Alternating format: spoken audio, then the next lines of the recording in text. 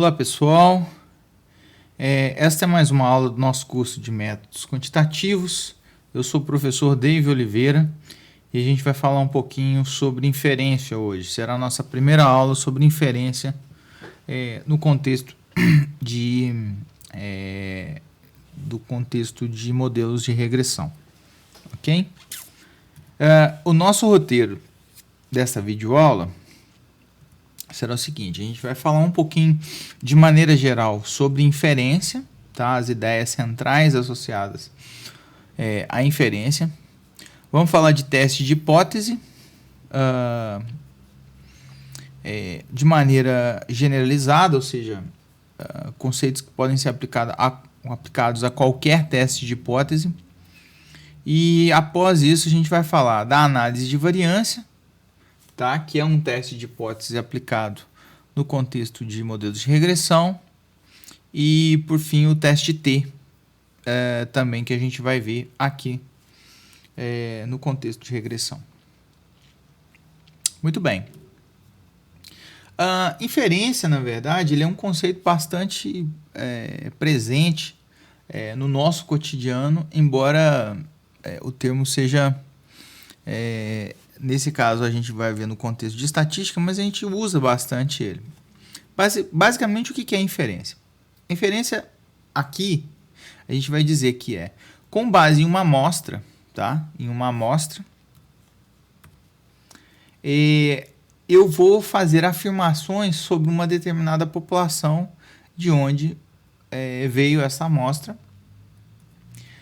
sujeitas à probabilidade. Então, na verdade, a gente vai construir afirmações e, obviamente, essas afirmações são construídas com base na nossa observação, do que a gente está observando na nossa amostra, e a gente vai associar a essas afirmações sobre a população probabilidades. E é daqui que conceitos como probabilidade de erro, margens de erro são retiradas, né? Eles são oriundos. É quando a gente entra com o conceito de probabilidade. Como eu disse, é um conceito bastante usual. Vamos ver aqui uns exemplos de como a gente pode ilustrar esse conceito de inferência. Vamos pensar o seguinte: olha, muita gente já comeu, ou já viu alguém fazendo uma sopa, né? Ou uma determinada refeição qualquer. E uma pergunta interessante que pode ser apresentada como uma afirmação é dizer simplesmente: a sopa está pronta. Então eu estou fazendo a sopa, né? E eu posso ter essa afirmação, né? Que a sopa está pronta. Bem, uma amostra que eu posso usar é a prova do chefe. Então, o que seria a prova do chefe? O chefe que está participando de fazer a sopa, né? Do processo de cozinhar a sopa, ele provou a sopa, né? A partir de uma amostragem, óbvio, uma colherada da sopa, e disse que ela estava ok. Veja, olha, o chefe pode até estar com algum problema no paladar, pode estar com um dia ruim, pode ter uma série de coisas, mas quando ele fala que a sopa está ok, é bastante razoável acreditar nele, né? Ter um grande grau de confiabilidade no que o chefe está falando. Portanto, eu posso dizer o seguinte, que a probabilidade de, uma vez que a sopa realmente estiver pronta, o chefe falar que ela está pronta, né? Ele identificar que a sopa está pronta, que ela está ok, é extremamente alta, né? Não há razões para a gente duvidar do chefe. Portanto, essa confiabilidade, que seria essa probabilidade do chefe falar que a sopa está ok uma vez que ela estiver realmente pronta, é bastante alta. Olha um outro exemplo. Então, vamos supor que eu tenho um conjunto de alunos, tá? E uma afirmação que é muito importante para a universidade ou para um curso é dizer o seguinte: olha, os alunos aprenderam o conteúdo. Aliás, é o objetivo central de um curso de graduação ou de uma disciplina. E como é que eu posso confiar nessa afirmação. Tá? Então, o que eu posso fazer é fazer inferência. Como? Eu posso fazer uma amostra, que nesse caso seria uma avaliação. Suponha o seguinte, eu não posso ficar acompanhando todos os alunos para o resto da vida para acompanhar e para tentar identificar se eles aprenderam ou não o conteúdo, né? Ou para corroborar essa minha informação. Então, o que eu faço é uma amostragem, que é uma prova, é uma avaliação. Vamos supor que nessa avaliação, os alunos tiraram como média 3. Tá? A média da sala, do grupo de alunos que eu estou avaliando, seja 3. Perceba o seguinte, se eles realmente aprenderam o conteúdo, a chance deles terem tirado a nota 3 de maneira média, ela é muito baixa. E é justamente o que a gente faz aqui, ó, né? A gente está fazendo inferência. Supondo que eles realmente aprenderam, que é o que está traduzido na afirmação, o que eu observei, que seria uma nota muito baixa, uma nota média baixa, a probabilidade disso acontecer seria muito baixa. Portanto, eu tenho aqui automaticamente a ideia de inferência implícita. Um terceiro exemplo que a gente pode usar é uma eleição, tá? Um processo eleitoral, que na verdade eu estou interessado sobre a população em quem vai ganhar a eleição. E suponha que eu faça uma afirmação sobre a população, que é a seguinte: o candidato A vai ganhar a eleição. Quando eu faço uma afirmação desse tipo, eu estou dizendo, na verdade, em quem majoritariamente a população vai votar. Eu suponho que eu faço uma pesquisa eleitoral, que é óbvio que trabalha sobre uma determinada amostra, né? Ela não afere, a pesquisa não afere toda a população. E suponha que nessa pesquisa o resultado que eu obtenha para o candidato A, em termos de proporções de intenção de voto, seja de 15%. Olha só, se realmente o candidato A for ganhar a eleição, né, ele realmente será o candidato eleito, a chance da pesquisa dar ele com 15%, considerando aqui uma situação de segundo turno, por exemplo, é extremamente baixa. Então, de novo, a gente está usando aqui de inferência. Todos esses exemplos. Olha algumas situações no contexto de regressão. Pensa o seguinte, olha, suponha que eu estou estudando uma população e a nossa população alvo é a economia dos Estados Unidos. E a minha proposta como modelo, né, é dizer que o crescimento, né, o delta PIB aqui, ó, que é descrito como Y, ele é uma função da taxa de juros, tá? Nos Estados Unidos. Então essa é a minha identificação do meu modelo populacional, vamos dizer assim. Eu posso fazer uma afirmação que é a seguinte, olha, os juros não influenciam no crescimento do PIB. É razoável. Quando eu faço essa afirmação, automaticamente sobre o modelo que eu estou construindo aqui da população, eu estou dizendo que o seu beta 1, né, que é o coeficiente em x, ele é igual a 0. Por quê? Porque ao fazer isso, esse cara aqui vai ser zerado, né, esse termo aqui da expressão será zerado, e, portanto, o seu y será constante, só vai depender, na verdade, da natureza do resíduo, né, e de um termo constante, mas propriamente os juros não vão afetar a variável y. Ok? Então essa é uma afirmação possível. Aí vamos supor que eu faça um estudo de 20 anos, tá? Com dados dos últimos 20 anos relacionando a taxa de juros, né? Ou mostrando a taxa de juros e o crescimento do PIB. A taxa de juros em X e o crescimento do PIB. E faço até um ajuste do estimador de milímetros quadrados para esse conjunto de dados. Olha só o que está acontecendo nesse caso aqui. O que eu estou observando é que claramente o meu coeficiente associado ao beta 1 está positivo, né? O coeficiente estimado está, nesse caso, num valor positivo. Olha, supondo que realmente na população a minha afirmação fosse verdadeira, seria extremamente improvável, ou seja, a probabilidade extremamente muito baixa de eu observar esse cenário na minha amostra. De novo, a gente está construindo aqui uma ideia de inferência. Ok, então vamos falar um pouquinho de uma das partes, né, ou um dos métodos, né, que são utilizados comumente em inferências, que são os chamados testes de hipótese. Tá?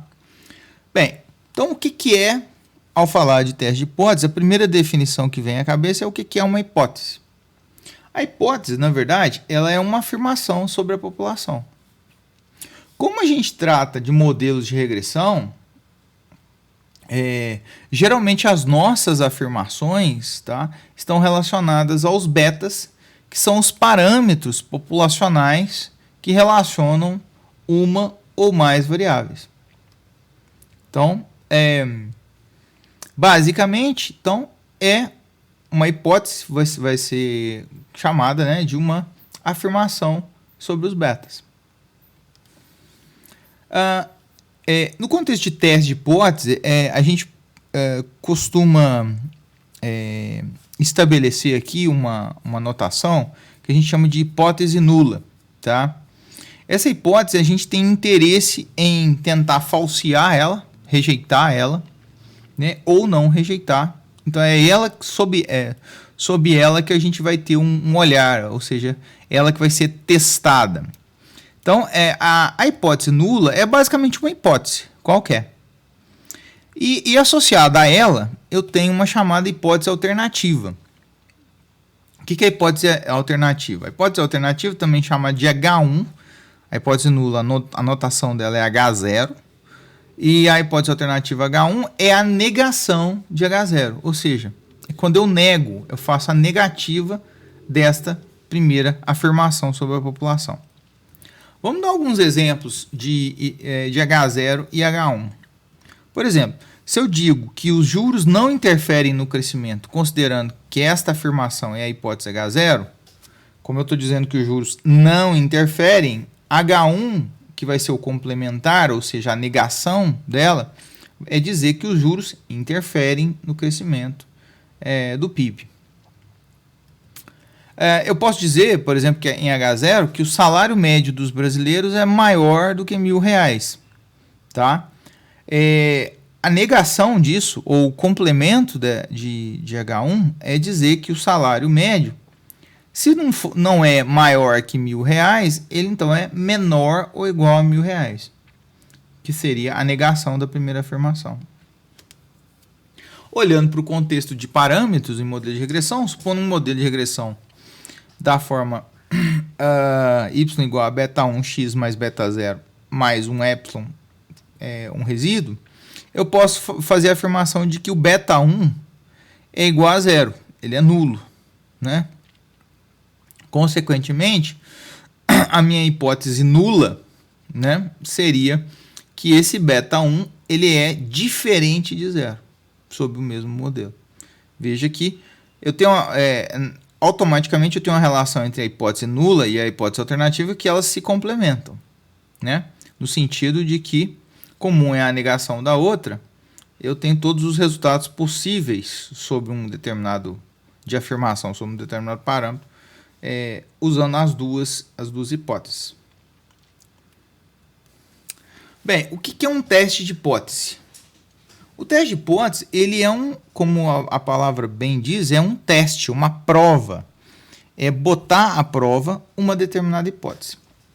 E para isso, o que eu vou fazer? Eu vou usar, para aplicar essa prova, para elaborar essa prova, um critério com base na amostra para se rejeitar H0 ou não rejeitar H0. Como ela é uma prova, eu vou estabelecer um critério. E esse critério sempre é olhando para a minha amostra.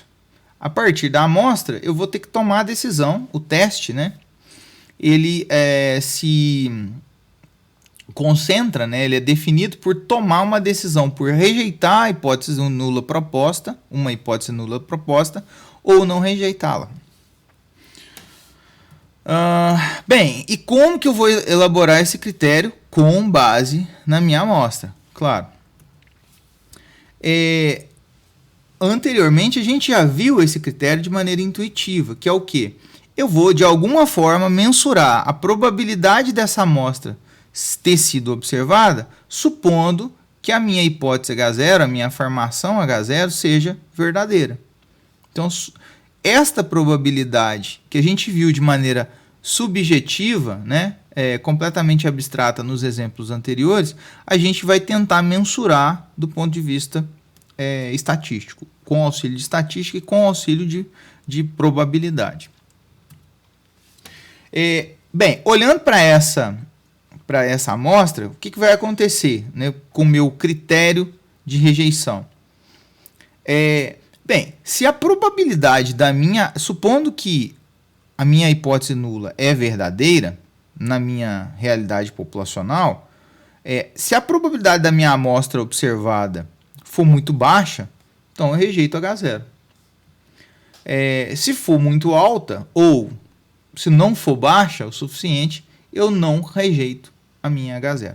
Então, o critério sempre vai ser construído assim, dessa forma. Vamos ver alguns exemplos intuitivos dessa probabilidade. Depois a gente vai ver como mensurar isso. Como fazer essa mensuração dessa probabilidade. Vamos supor o seguinte, a minha H0 é o seguinte, virei um médico ginecologista e, por definição, nenhum paciente que vem aqui eu suponho que está grávido, nenhuma paciente está grávida.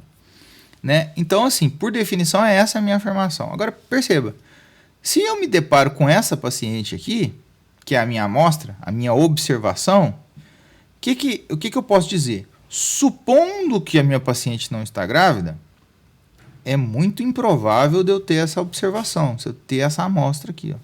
Então, é muito baixa essa probabilidade. É claro que, como aqui está traduzido em probabilidade, a moça pode estar com um tumor, pode ter comido demais, né? Pode ter comido uma bola de boliche inteira. Enfim, uma série de coisas podem ter acontecido. Mas isso é extremamente improvável. Por isso que essa probabilidade é muito baixa, dada essa amostra. Dessa amostra, aliás, ao ser observada, supondo que a paciente não está grávida.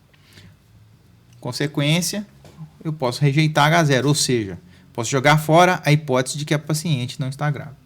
Ao mesmo tempo, eu posso repetir essa avaliação, supondo, de novo, a mesma H0, e tendo essa observação dessa paciente. De novo, a paciente pode estar grávida, pode estar nos primeiros meses, mas com base na minha observação, a probabilidade de supondo que ela não está grávida, ela apresentar essa barriga, né, é relativamente alta. Portanto, não há razões aqui, com base na minha amostra, para eu rejeitar a minha H0. Vamos ver no contexto de regressão. Suponha que eu tenho uma população e agora eu vou assumir que na população a minha correlação entre duas variáveis x e y ela é negativa. E eu faço uma amostra, né? Eu obtenho uma amostra dessa população e a gente faz um gráfico de dispersão com base nessa amostra e até calcula o coeficiente de correlação amostral, que nesse caso deu 0,7 negativo. Veja, se na população eu estou dizendo a minha H0 aqui, a minha correlação populacional é negativa. E o que eu observei aqui na minha amostra é também um resultado onde essa correlação é negativa. Ou seja, supondo que na população é verdadeira essa informação de que a correlação é negativa, é extremamente provável, né, que a gente obtenha essa observação. Portanto, essa probabilidade da amostra observada, supondo que a H0 é verdadeira, é extremamente alta. Conclusão, eu não devo rejeitar H0.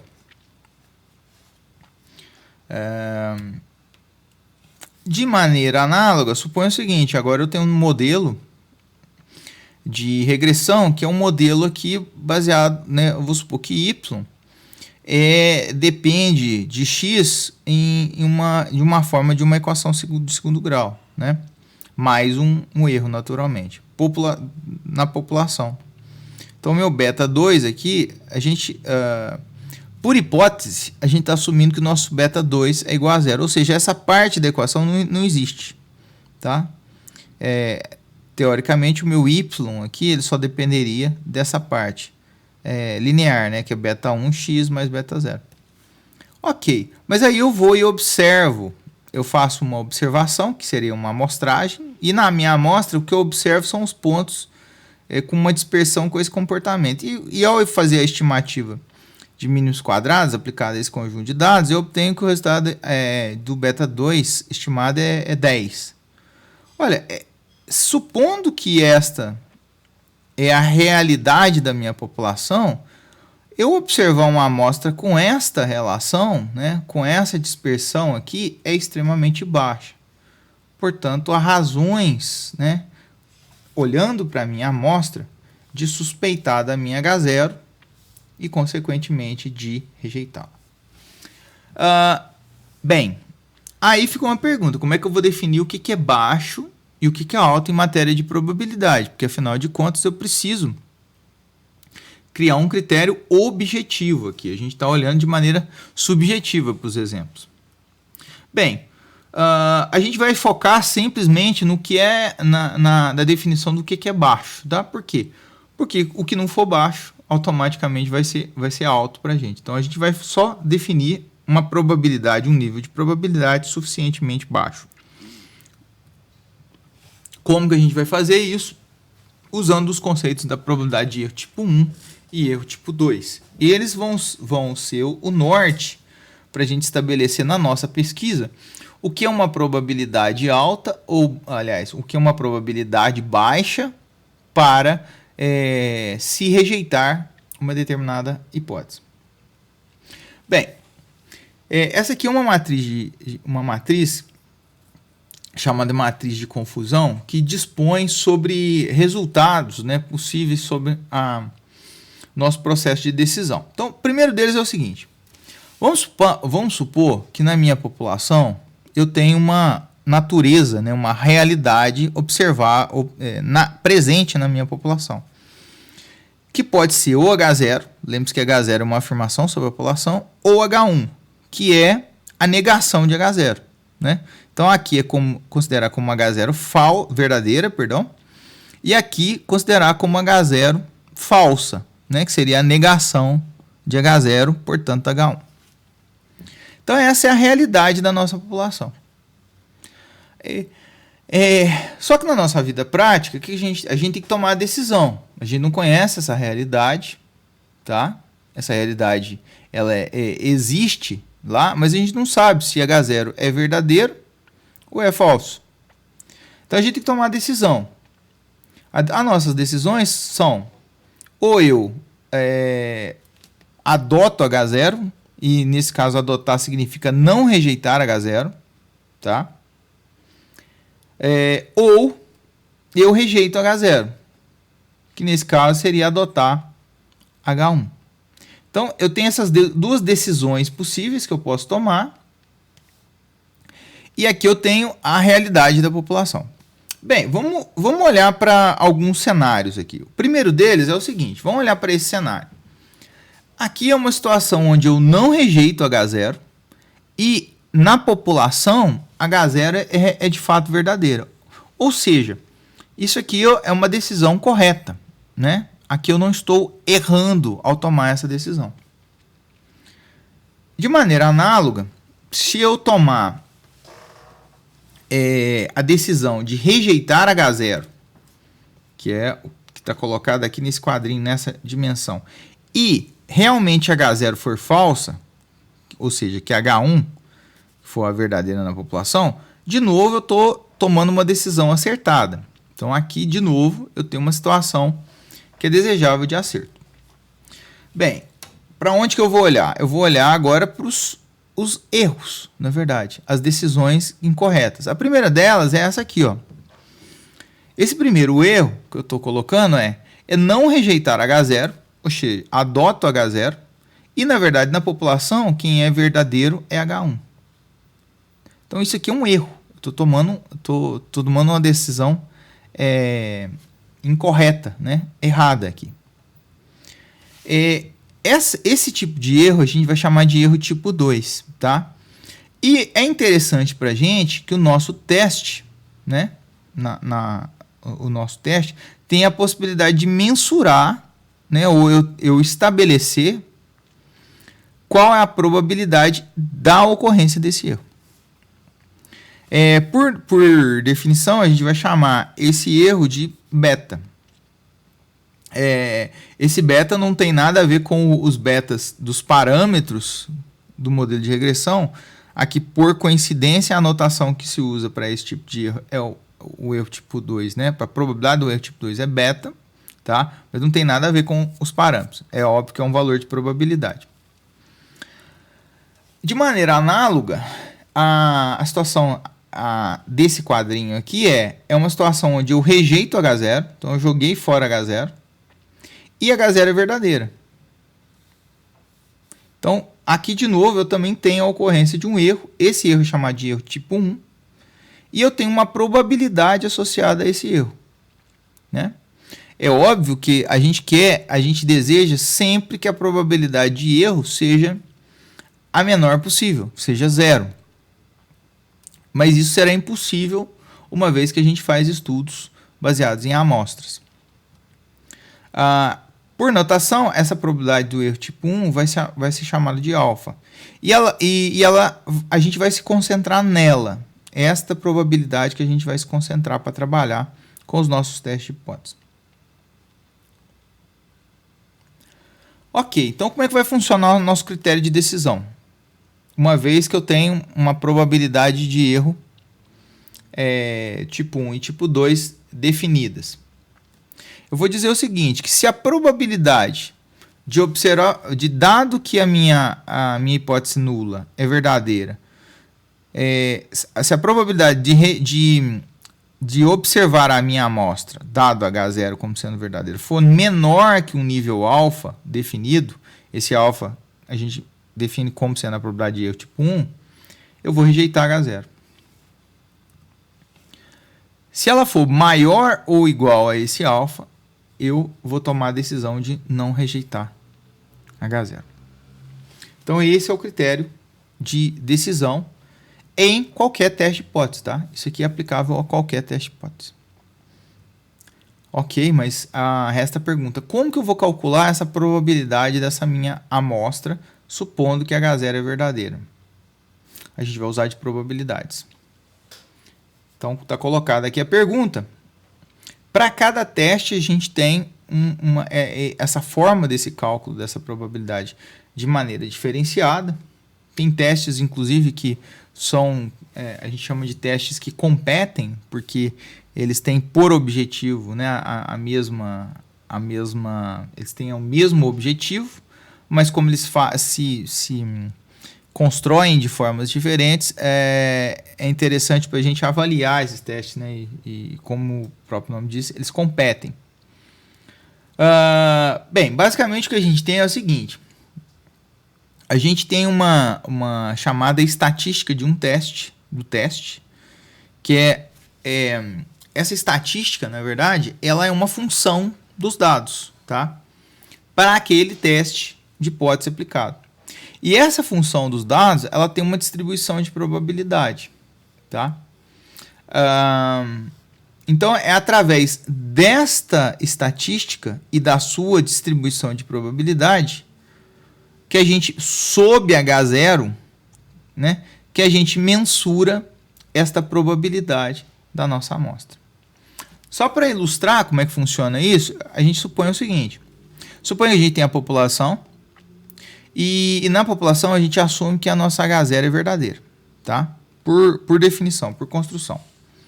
Então, o procedimento, né, usual em estatística a gente faz a amostragem, obtém os dados a partir da nossa amostra construída,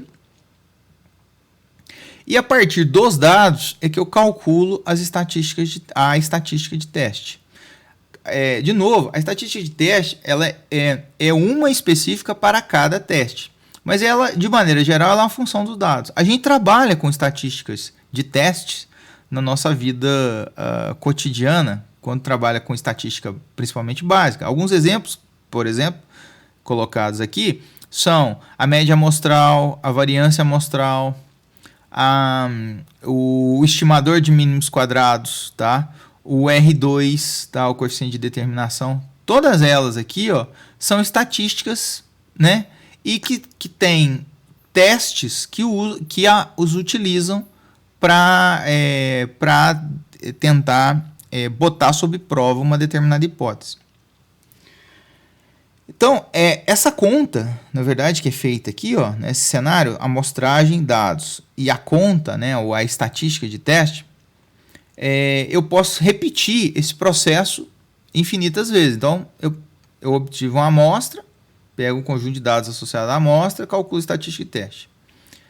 Se eu puder repetir esse procedimento várias vezes, o que vai acontecer é que eu vou ter várias observações ou infinitas observações da estatística de teste, uma para cada repetição desse processo amostral, que vai gerar uma distribuição de probabilidade.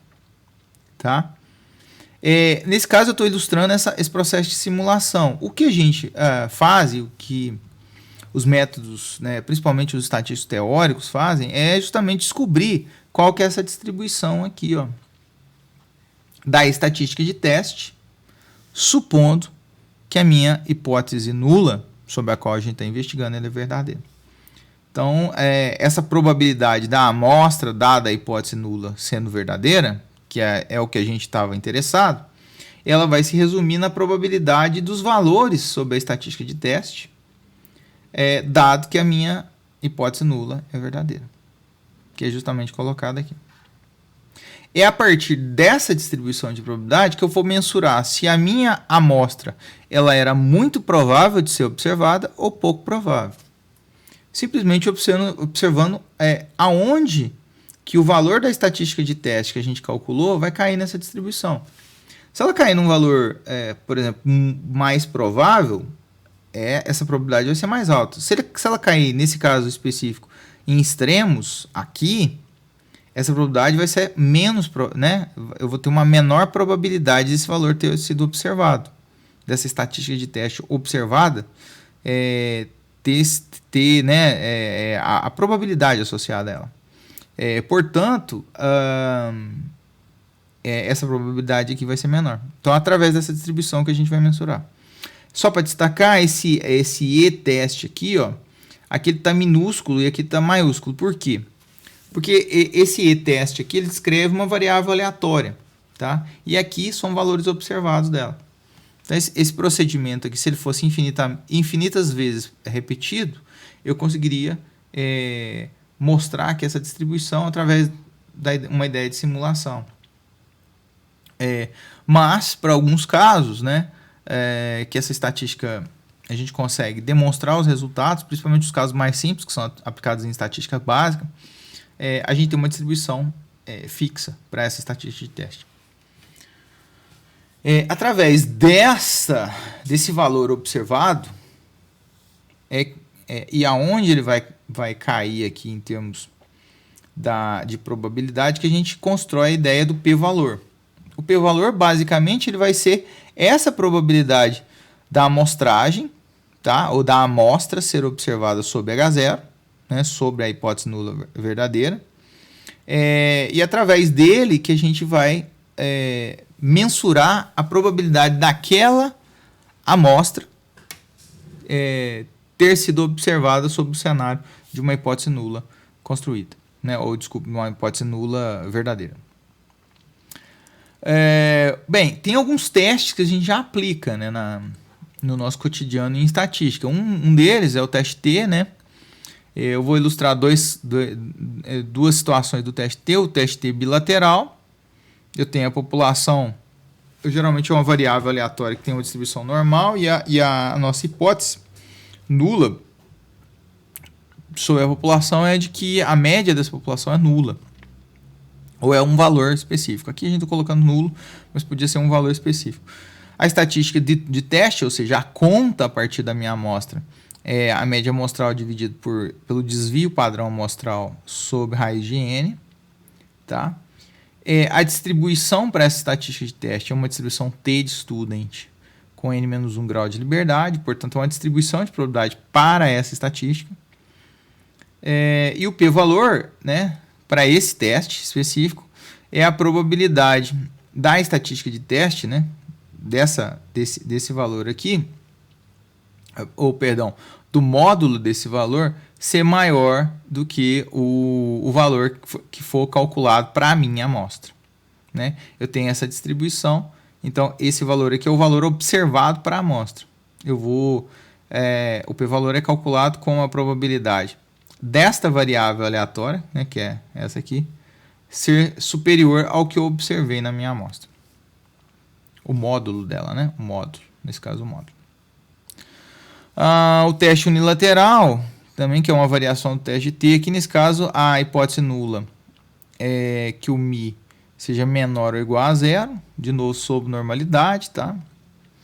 A estatística de teste é a mesma, a distribuição é a mesma, o que muda só é a forma de cálculo do p-valor, que a variável da estatística, a variável aleatória que descreve a estatística de teste, ser superior ao valor que você observou na amostragem.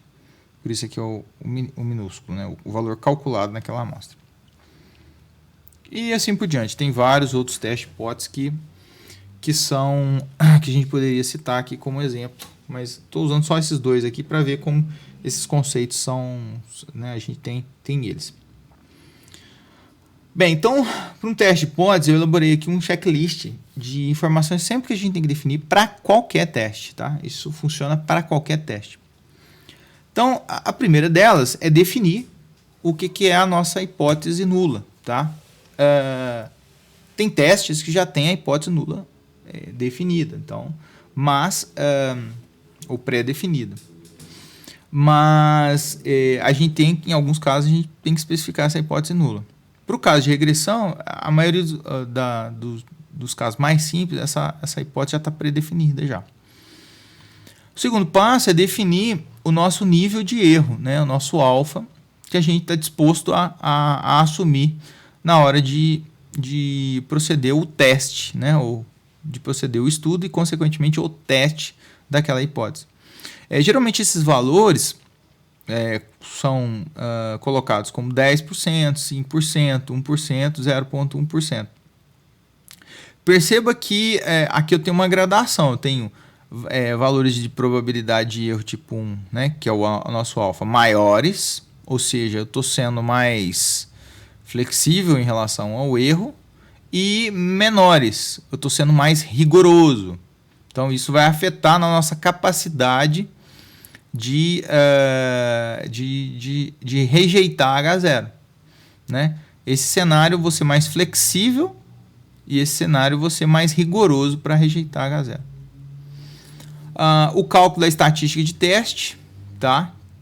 Que é esse e-teste, ele é uma conta, como eu disse, a partir da nossa amostra. Sempre a partir da nossa amostra, dos dados observados. A distribuição da estatística de teste, né, dessa formulação.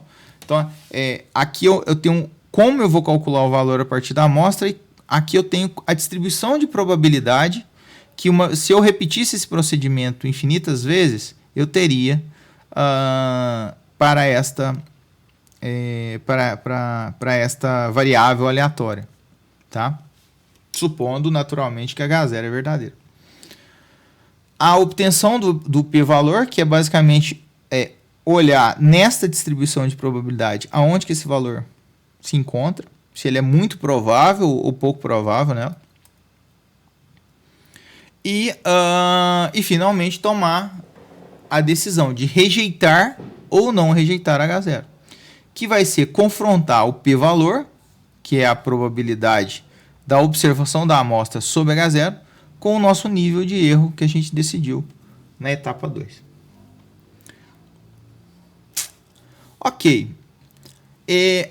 Agora a gente falou de testes de hipótese de maneira geral. Agora a gente vai falar de um teste de hipótese específico, que é chamado de análise de variância.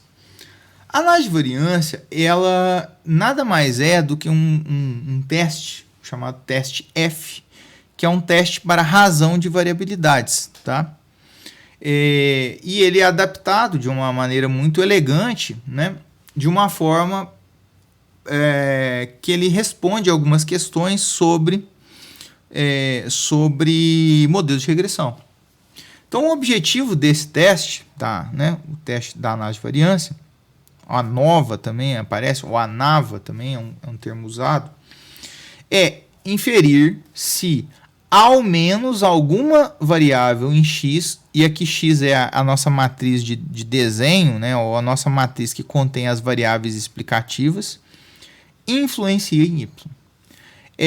Eu gostaria de grifar isso aqui, ó, se ao menos alguma. Então, ela vai dizer o seguinte, olha, tem alguma variável, né, ou esse é o objetivo, em x, que influencia em y. Pelo menos alguma, né? Naturalmente, eu estou construindo esse objetivo sob um modelo de regressão linear, tá? No qual a gente pode modelar ele, né? Ou pode apresentar ele de maneira matricial, para todos os casos que a gente viu descritos nas aulas anteriores, né? Principalmente as aulas anteriores. Bem, então vamos ver o checklist que eu apresentei para vocês aplicado no contexto da análise de variância. Então a primeira coisa é o seguinte, o primeiro item é definir nossa H0. Então, eu sempre trabalho na ANAVA, né, ou na análise de variância, com um modelo linear, tá? Descrito matricialmente. Eu posso descrever ele matricialmente. Então, a minha H0 é o seguinte, a minha hipótese nula sob esse modelo populacional é de que nenhuma variável em x influencia em y. Ou seja, não existe nenhuma variável do conjunto das explicativas, todas elas simultaneamente, elas não influenciam em y. Dizer isso, né, essa hipótese, é a mesma coisa de que dizer, do ponto de vista de modelo, que todos os betas, de beta 1 até beta k, são iguais a zero. Quando eu coloco beta 1 aqui, o beta 0 não entra aqui, tá? Porque o beta 0 é um valor de intercepto. Então, a análise de variância não lida sobre o intercepto. Ela lida só sobre as variáveis explicativas. As variáveis que estão presentes na matriz X, mas que são explicativas. Então, o intercepto, beta 0, não entra. Como eu disse, dizer que nenhuma variável em X influencia em Y é a mesma coisa que zerar todos esses betas. Se eu zero todos esses betas, a única coisa que vai sobrar aqui é o próprio beta 0 para explicar Y. E, naturalmente, o nosso erro, né, que está presente. Naturalmente, a gente pode pensar, e qual que é a hipótese nula? Se essa é a hipótese nula, qual é a hipótese alternativa associada a esse aqui? É muito comum os alunos cometerem o seguinte erro, de que aqui todos os valores de betas iguais a zero, ou que nenhuma variável em x influencia em y, então significa que todas as variáveis seriam o complemento. E não é verdade, ao menos uma variável em x influencia em y. Isso é o complemento, né? Ou essa é a negação dessa primeira afirmação. Isso equivale a dizer que existe ao menos um desses betas, que a gente identifica como sendo i, tal que o beta i é diferente de zero. Ao menos algum deles, né, ao menos um, pode ser dois, podem ser todos, eles são diferentes de zero. Portanto, se são diferentes de zero, influenciam em y. Então, esse é o objetivo da nossa análise de variância.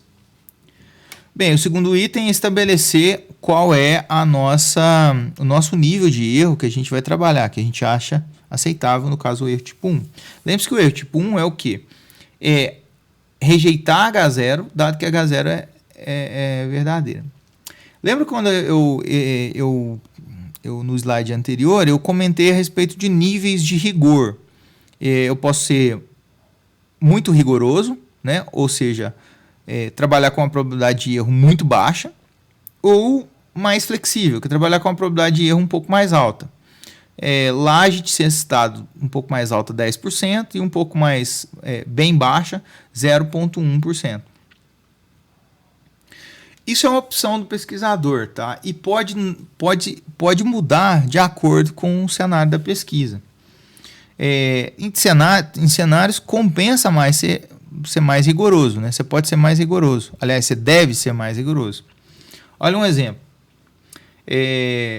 Vamos supor, hipoteticamente, que a gente estivesse discutindo sobre uma vacina, tá? E nosso estudo fala sobre se a vacina faz mal. Então, nossa hipótese em jogo é que a vacina faz mal. Nesse caso, eu adotaria um procedimento de ser muito rigoroso para investigar se essa vacina faz mal ou não. O nível de erro nesse estudo teria que ser muito baixo, né, para as minhas intenções. Ao mesmo tempo que eu posso ser mais flexível se eu estou investigando se a vacina funciona. Por quê? Porque se a vacina não faz nenhum mal, a gente está admitindo que ela não faz nenhum mal aqui, né? Para fazer o segundo estudo, que é a questão de se ela funciona ou não, eu posso ser um pouco mais flexível, posso usar um nível de 10% de erro, porque afinal de contas a gente está investigando sobre a eficácia dela e não mais sobre a agressividade dela no sentido de fazer algum mal. Então aqui eu posso ser um pouco mais flexível. Isso muda de natureza de estudo para, né, das naturezas diferentes de cada um dos estudos. Muito bem, então, definido nosso alfa, eu preciso fazer o cálculo da estatística de teste. Tá? Como é que a estatística de teste vai ser calculada no caso da análise de variância? A estatística de teste na análise de variância é chamada de F, tá? Ou F calculado, porque é justamente baseado na distribuição F, né? Que é a natureza, né? Ou a distribuição de probabilidade envolvida nesse teste. Então, essa estatística de teste chamada F calculado. E como é que ela é construída? De novo, toda estatística de teste é construída sempre a partir dos dados. No nosso caso, para a gente em regressão, os dados são a matriz de valores x, tá? Ou de variáveis explicativas x, e o vetor y também observado. Qual que vai ser a nossa estatística de teste? Vai ser a soma de quadrados do y predito, ou da regressão, também chamado, dividido pelo grau de liberdade do y predito, que é o número de parâmetros menos 1 do modelo, tá? Dividido pela soma de quadrados dos resíduos sobre o grau de liberdade dos resíduos. Todos esses valores são calculados quando a gente calcula o coeficiente de determinação. Então, é só recuperar lá que vocês vão ver. Quem tiver alguma dúvida com relação ao cálculo desses valores, é só retomar nas nossas aulas anteriores sobre esses tópicos. Muito bem, então, uma vez calculada a nossa estatística de teste, qual que é a distribuição dessa estatística? Tá? A distribuição ela foi construída por trabalhos teóricos, né, bem antigos, do início do século passado, né, já essa distribuição foi construída. Na verdade, não a distribuição, mas a aplicação dela no cenário de regressão. Aqui a gente tem uma distribuição F. Tá? E como é que é uma distribuição F? Então, a estatística de teste, lembre-se, estatística de teste é aquela função que a gente colocou das razões de soma de quadrados, ponderados pelos graus de liberdade. Supondo que a nossa hipótese nula ela é verdadeira, ela vai ter uma distribuição F com... A distribuição F tem parametrização nos graus de liberdade. O primeiro é o grau de liberdade, que a gente chama do numerador daquela estatística, nesse caso, do grau de liberdade da regressão, né, ou do y predito, e o segundo, o grau de liberdade dos resíduos associados. Como essa estatística ela é uma razão de valores que são somas de quadrados, por natureza são positivos, e os graus de liberdade também são positivos, essa conta sempre vai gerar um valor positivo. Então, esse F calculado sempre vai ser maior que zero. você calcular um valor que é menor que zero, você tem algum erro. Então, essa distribuição ela tem uma característica de ser dessa forma. Então, você tem um pico, né, um máximo aqui, e à medida que os valores, né, dessa estatística vão aumentando, a probabilidade vai diminuindo.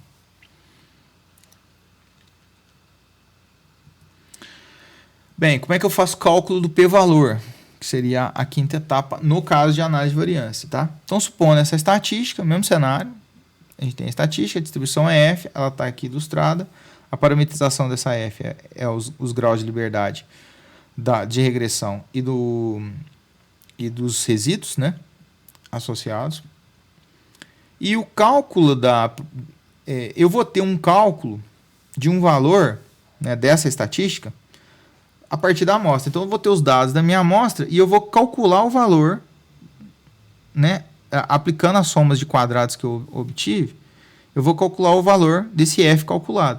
Esse F calculado ele vai estar em uma posição aqui, ó, dessa distribuição, né?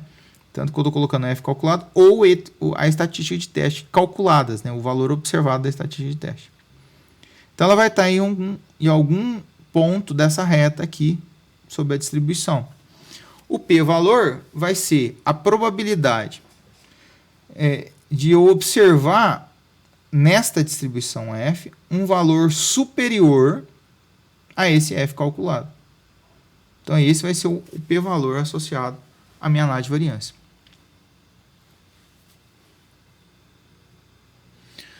Ok, o próximo item agora é a decisão sobre a rejeição ou não da nossa hipótese nula. Para fazer isso, basta eu comparar o p-valor com o meu NIF de alfa que eu escolhi para o meu estudo. Tá? Baseado nisso, então, lembre-se que o p-valor ele está informando implicitamente, né? Implicitamente no sentido, o p-valor é uma tradução, né, uma forma objetiva de mensurar a probabilidade da observação da minha amostra supondo H0. O que eu estou perguntando é que se ele é baixo, né, se essa probabilidade dessa amostra que eu observei, supondo que H0 é verdadeira, é baixa, eu estou basicamente comparando, né, o valor que eu obtive do p-valor com o valor nível alfa que a gente estabeleceu para o nível de erro, né, para a probabilidade do nível de erro tipo 1, que é o que a gente vai trabalhar no nosso estudo. Então, o que a gente tem é o seguinte, é simplesmente comparar esses dois valores. Se o p-valor for inferior ao meu alfa, então eu rejeito H0. O que significa isso? Significa que a minha amostra foi muito exótica, foi muito incomum, supondo H0 verdadeira, sob o meu critério do que eu acho incomum. Portanto, é razoável jogar fora ela, rejeitar. Se o p-valor for superior a esse patamar, então eu não rejeito H0. Ou seja, essa observação foi, segundo os meus parâmetros, provável, né? E aí eu não rejeito a minha H0. Vamos ver um exemplo?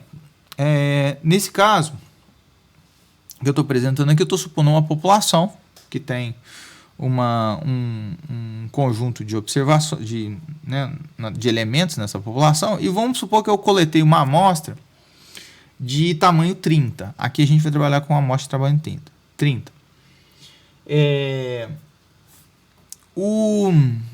A partir da amostra, naturalmente eu obtive os dados, e os dados aqui são sem conceituar as variáveis, tá? Sem dizer sobre que contexto que elas estão, mas eu observei uma variável y, que vai ser a nossa variável dependente, e 3 variáveis aqui, xa, xb e xc, que seriam variáveis explicativas. Tá? Então, o nosso cenário é esse. A amostra tamanho 30, e eu tenho aqui 3 variáveis sob estudo. Lembrando, então, que nosso modelo populacional proposto, aqui, ó, o item 1 do checklist. Então, primeiro, formular o que é o nosso H0. Então, primeira coisa, nosso modelo populacional é um modelo linear. Então, eu estou dizendo que a nossa Y, eu estou formulando aqui, ele vai depender, na minha população, de xa, aliás, né, o meu Y vai ser construído como sendo uma função de beta A XA mais beta B XB mais beta C XC mais beta 0, que é o intercepto, mais epsilon, que seria o nosso resíduo. Então, o nosso modelo está construído aqui. Lembrando que a nossa análise de variância tem como H0 que todos os meus betas sejam nulos, ou seja, beta A, beta B e beta C. Todos os meus betas associados a variáveis explicativas. Lembrando, beta 0 está fora dessa hipótese aqui. E como hipótese alternativa, que existe ao menos um beta I, que é diferente de 0 dentro desse grupo. Então, ao menos um desses é diferente de 0, tá? Quando eu digo ao menos, pode ser um só, pode ser 2 ou pode ser todos.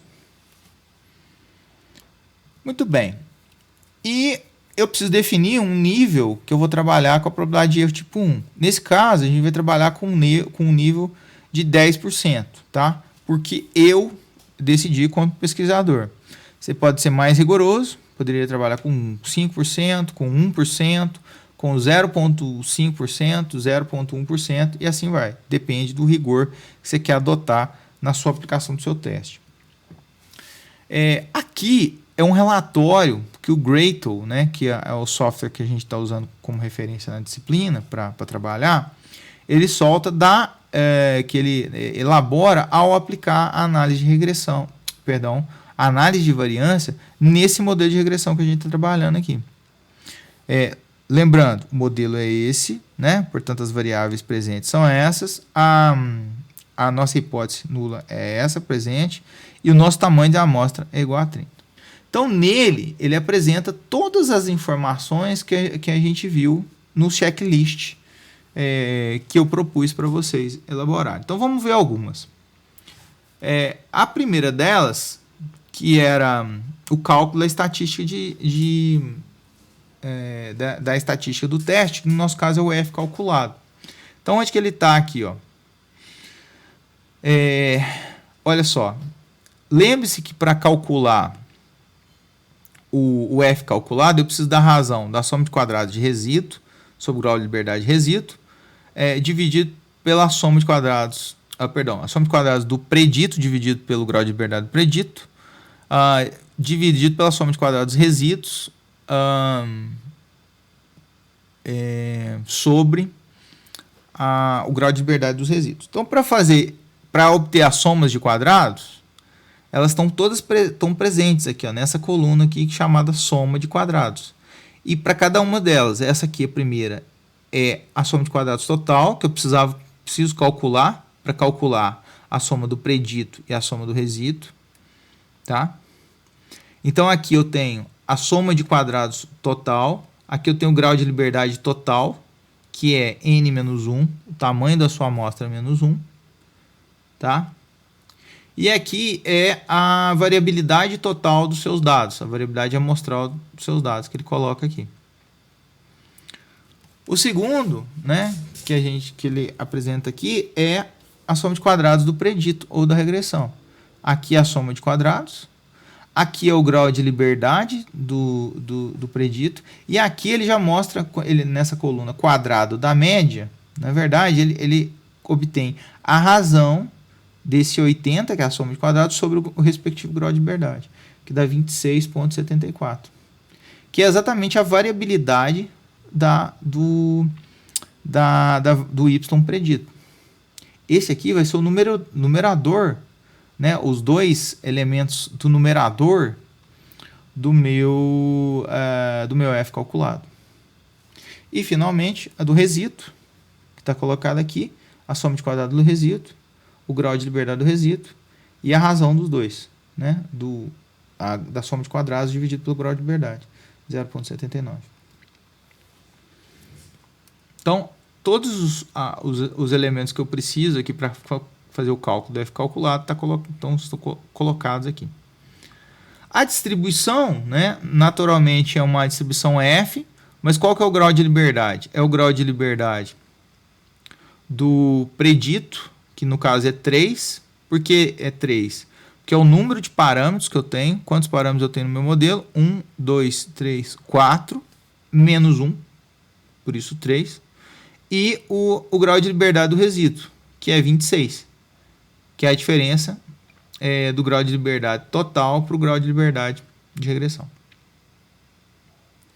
Olha o nosso F calculado aqui, ó. O F calculado ele é o 26,7452, tá vendo? Ó? Que é os dois primeiros termos, né, os termos de cima do numerador, dividido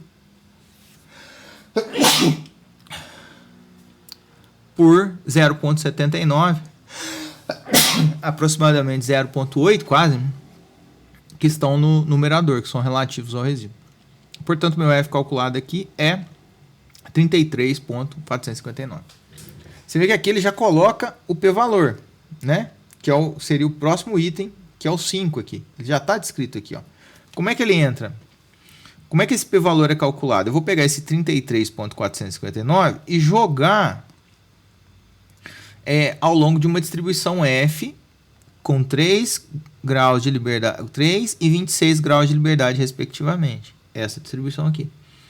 Esse valor vai estar aqui, ó, 33,459.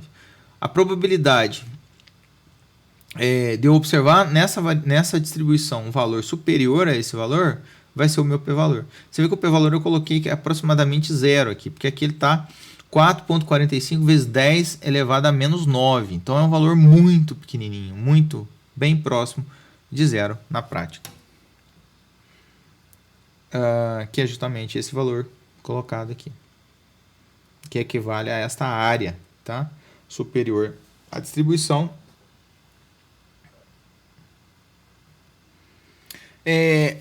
O item 6 é a comparação do p-valor com o nosso nível alfa. Veja que o nosso p-valor é muito menor que o nosso alfa, né? Ou seja, por conclusão, eu posso, com base na minha amostra, com base no meu nível de alfa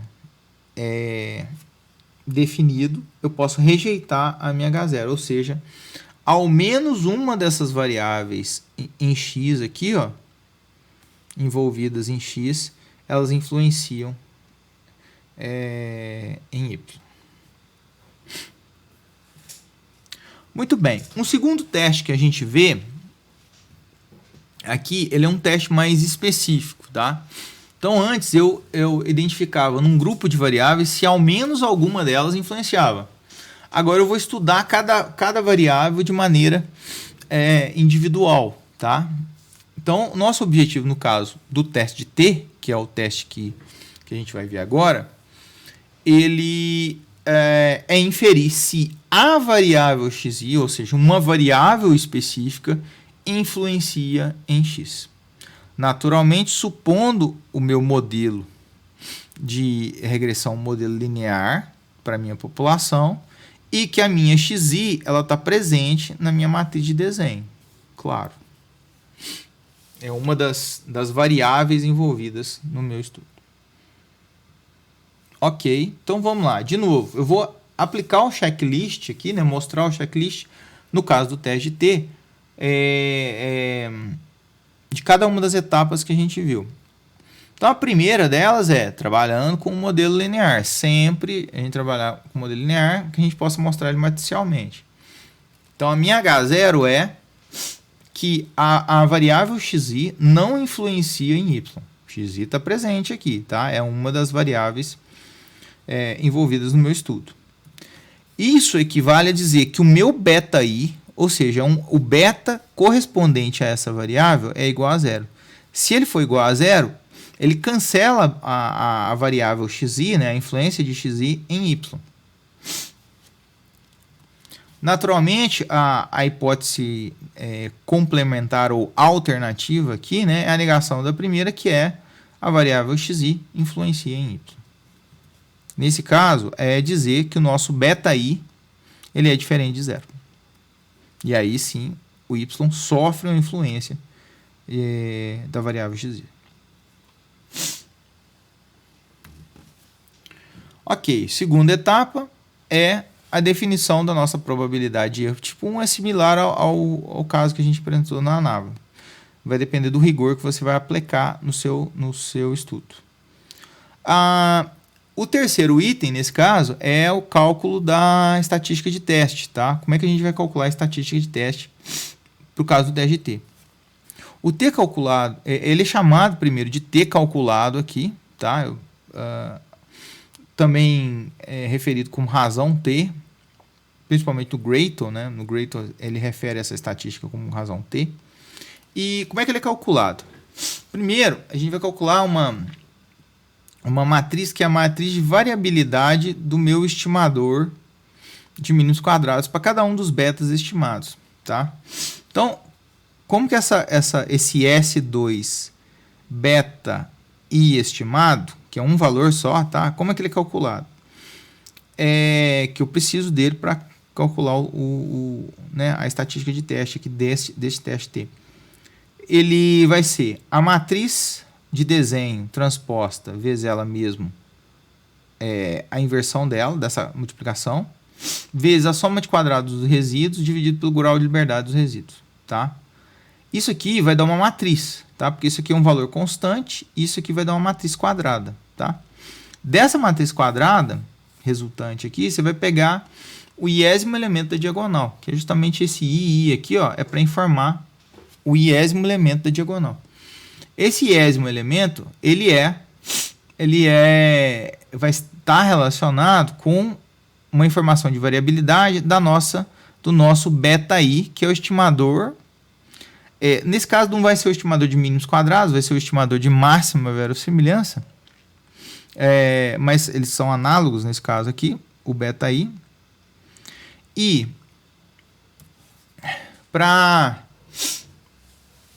o que eu tenho aqui como resultante? Se eu tirar a raiz quadrada desse termo aqui, ó, que é o termo da diagonal aqui, esse aqui vai ser chamado o erro padrão de estimativa do meu beta I. Então essa conta aqui, esse valor é necessário para calcular o nosso T calculado. O que vai ser o nosso T calculado? Vai ser o estimador de mínimos quadrados para o nosso beta I dividido por esse S, que é a raiz desse termo aqui. Esse aqui vai ser a estatística de teste. Veja que todos esses dois valores são calculados integralmente a partir dos dados. Todas essas contas aqui, ó, são a partir das observações. No final das contas, de X e de Y. Se a gente lembrar, a construção da soma de quadrados de resíduos, todos eles são baseados em X e Y.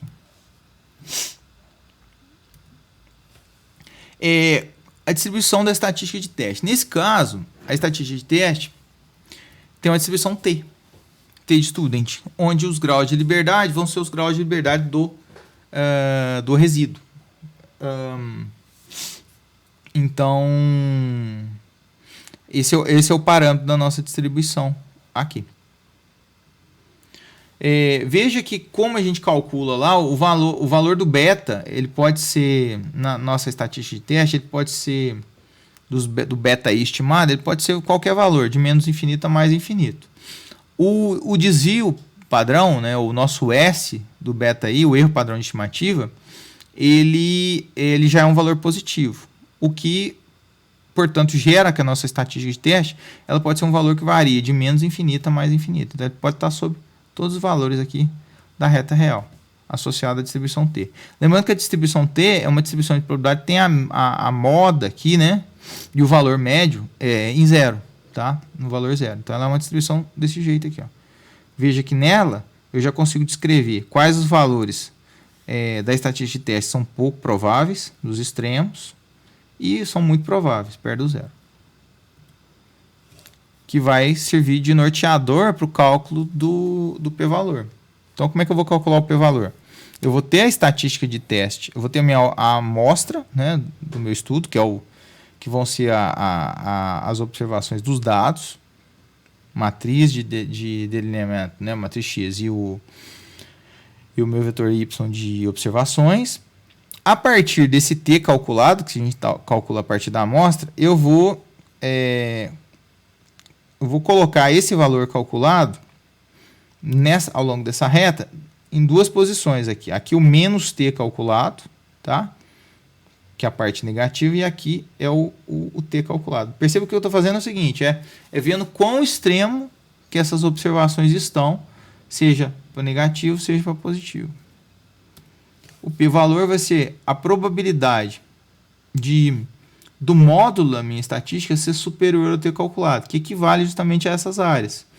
Ou o meu t calculado ser observado abaixo desse limite, né? Ou acima desse limite do t observado na minha amostra. Isso vai revelar o quão a minha amostra seria provável de ser observada sob H0 ou não, né? Ou, na verdade, não ser provável ou não, mas uma mensuração dessa probabilidade. O item 6 é sobre a decisão, então, basicamente, é do mesmo jeito dos testes anteriores. Eu vou comparar o meu p-valor objetivo com o meu alfa. Se ele for menor, eu rejeito H0. Se o p-valor for maior que o meu alfa que eu defini no meu estudo, eu não rejeito H0. Vamos ver um exemplo aqui, ó, de como na mesma situação que a gente teve anterior, com os mesmos dados, tá? Então, eu tenho o mesmo cenário, população, amostragem de tamanho 30, as mesmas três variáveis, XA, XB e XC, com Y, o mesmo modelo populacional. E agora eu vou fazer o teste individual para cada uma das variáveis. Então, o meu teste que a gente vai aplicar é sempre se o beta-i, como hipótese H0, né? Beta-i sendo igual a 0, e a hipótese alternativa que o beta-i, seja ele, né, qual dos betas que a gente vai testando, seja diferente de 0. O nível aqui eu vou mudar um pouquinho, tá? A gente vai considerar que é 0,05, o nosso nível da probabilidade de erro tipo 1, descrito pelo alfa. Nesse mesmo cenário, o Gradle, ele solta, né, ele tem um relatório que apresenta a aplicação do teste T. Aqui está uma incorreção, tá? Aqui está colocado como uma nava, não está correto. Aqui é teste T, tá? No nosso caso é o exemplo do teste T. Muito bem, então olha esse quadro aqui, ó, vamos olhar e identificar os passos, né? A gente já teve aqui o primeiro, que é a construção. De novo, aqui é teste T, também está incorreto. É a construção da nossa hipótese H0, tá? Aqui está correta a hipótese H0, só que o título está incorreto. E do nosso nível de probabilidade de erro tipo 1, que é o nosso alfa, que a gente vai tolerar. Então, só fazer um comentário que aqui no resultado ele apresenta alguns valores sobre o ajuste, né, do estimador de mínimos quadrados que a gente obteve e do resultado da análise de variância também. A saber, ó, aqui ele apresenta a soma de quadrados dos resíduos, tá?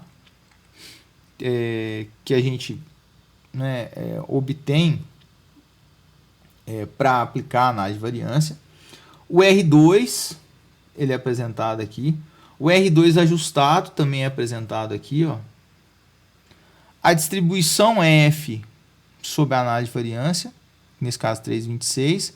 O valor da estatística, nesse caso observado, 3,45.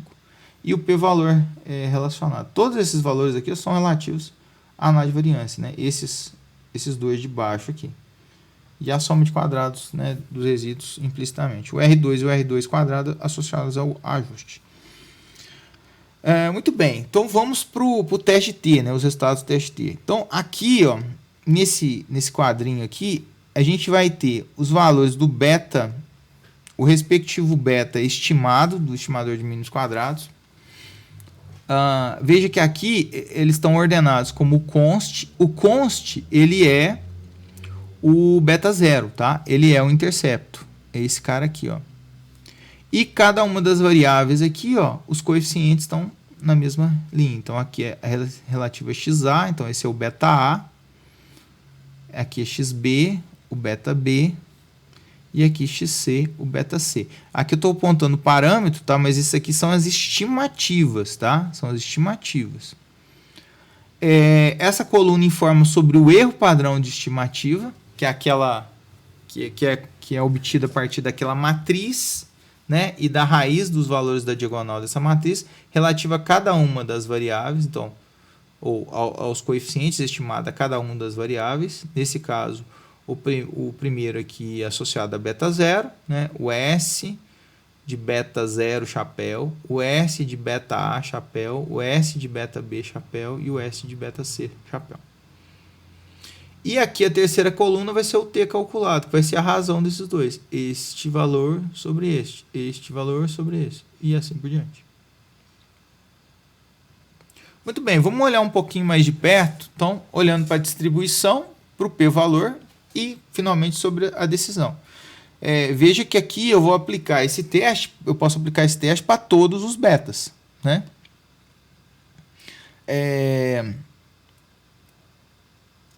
A distribuição aqui automaticamente é sempre a T de student com o grau de liberdade dos resíduos, nesse caso 26, que é o grau de liberdade dos resíduos. Vamos olhar agora para o primeiro aqui, que é o beta 0, tá? O beta 0 não tem nenhuma variável associada, mas eu posso testar se esse valor ele é nulo, né, na população. Basicamente, se esse intercepto é nulo, e é o que eu estou fazendo. De novo, reforçando que o nosso const aqui, ele é o beta 0. Então, o que eu tenho? Eu tenho uma distribuição T de student com 26 graus de liberdade, que está ilustrado aqui. Como é que eu vou calcular o p-valor? O p-valor já está dado aqui, né, na coluna, mas de onde que vem esse valor? Ele vai ser o seguinte, eu vou pegar o meu valor da razão T obtido e vou identificar onde que ele está ao longo do eixo aqui, né, de valores da distribuição T. Nesse caso, o valor negativo e o valor positivo, porque nesse caso o teste é bilateral, uma vez que o nosso, por construção do H0 aqui, que ele é definido no teste bilateral. Então, o que vai acontecer? Eu vou calcular a probabilidade do valor ser inferior a esse menos 1,15 e superior a esse 1,15, que é descrito por essa probabilidade do módulo de T ser maior que 1,15. Ele equivale a essas duas regiões aqui. Essa probabilidade, se a gente calcular, né, essa área aqui, vai ser aproximadamente 0,26. Né? Eu coloquei aproximadamente 0,26, é o 0,2593 aqui. Tá? Bem, como é que eu faço então para chegar à conclusão do teste, né? Que seria, a gente tem a distribuição já calculada, o p-valor foi o que a gente mostrou aqui, e agora a decisão. Eu vou comparar o meu p-valor com o meu alfa. Então, o meu alfa que eu trabalhei no nosso estudo é de 0,05, 5%. Esse valor 0,26, ele é maior que esse maior ou igual que o 0,05. Portanto, a conclusão aqui é que eu não posso rejeitar H0. Né? Não há evidências na minha amostra para eu rejeitar H0, que o meu beta 0 é igual a 0. Ok, vamos ver uma segunda variável aqui, que é o XA. O procedimento é o mesmo, então eu tenho a mesma distribuição, lembrando, qual que é a minha H0? Que o beta A é igual a 0. Tá? Ou seja, a minha variável XA não influencia em Y. A distribuição que eu tenho é uma T de student, que está aqui ilustrada. Aqui é o zero, o valor 0, tá? No centro.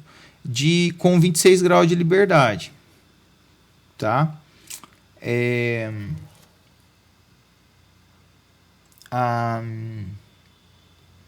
Então, aqui eu tenho os valores da estatística e o valor T obtido aqui, ó, o T calculado, ou razão T aqui.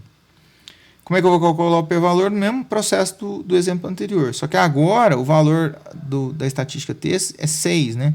Então eu vou pegar o menos 6 e o 6. Calcular a probabilidade de o valor ser inferior ao menos 6 e superior ao 6 positivo, né? Que são os extremos.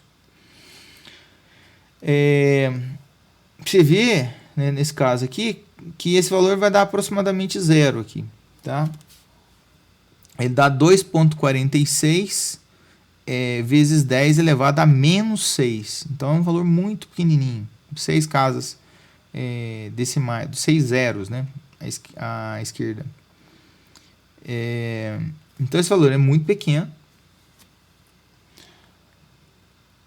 Se eu for aplicar a etapa de decisão, que é a etapa 6, né? Esse valor é menor do que o 0,05, que era o nível alfa que a gente tinha definido. Dado isso, então, a minha conclusão é pela rejeição de H0, né? Ou seja, o meu beta, nesse caso é o beta A, tá? Beta A aqui, ó, eu tenho indícios na minha amostra para rejeitar que o beta A seja nulo, ou seja, a conclusão é que XA influencia em Y. Eu posso aplicar o mesmo raciocínio para XB e XC e chegar à conclusão que os dois também influenciam, são variáveis que influenciam em Y. Só para destacar esses asteriscos aqui, ó, os asteriscos, no Greater, ele coloca esses asteriscos indicando se adotado um determinado nível de alfa, tá, eu vou rejeitar H0 ou não. Nesses três aqui, eu rejeito H0, tá? No primeiro, como não existe nenhum asterisco, eu não rejeito H0. E aqui ele identifica a que nível que você pode rejeitar. Então, um ponto é 10%, um asterisco é 5%, dois asteriscos é 1%, três asteriscos é 0,1%, que é o caso aqui. Ok? Vamos fazer algumas observações finais. Primeiro, para aplicar esses dois testes, eu tenho algumas premissas, tá? Ou seja, tem algumas características que precisam ser observadas nos dados. Então, eu não posso aplicar esses testes de maneira indevida. Eu preciso verificar essas premissas. E a gente vai ver nas aulas mais à frente justamente como que a gente pode checar essas premissas. A mais importante delas é a normalidade sobre os resíduos. Então, é o elemento, não vou dizer que é a mais importante, né, mas é um item que a gente precisa checar, tomar muito cuidado na hora da aplicação. Existem outros testes, tá? Inclusive com os mesmos objetivos, que podem ser aplicados a modelos de regressão, tá? Então, não são somente a ANAVA e o teste de T, tem outros testes que geralmente variam de acordo com a situação que você tem nos seus dados, né? Peculiaridades nos seus dados. E existe um conjunto de ferramentas disponíveis computacionais, né? O Greater é a que a gente está usando como referência, o R é uma ferramenta que também pode ser utilizada, SPSS e outros softwares disponíveis, né? Vocês podem trabalhar com os softwares, a gente usa o Greater aqui, mas fiquem livres para trabalhar com outras ferramentas que fazem esses cálculos, ok? Bem, a gente finaliza por aqui, então eu vejo vocês numa próxima.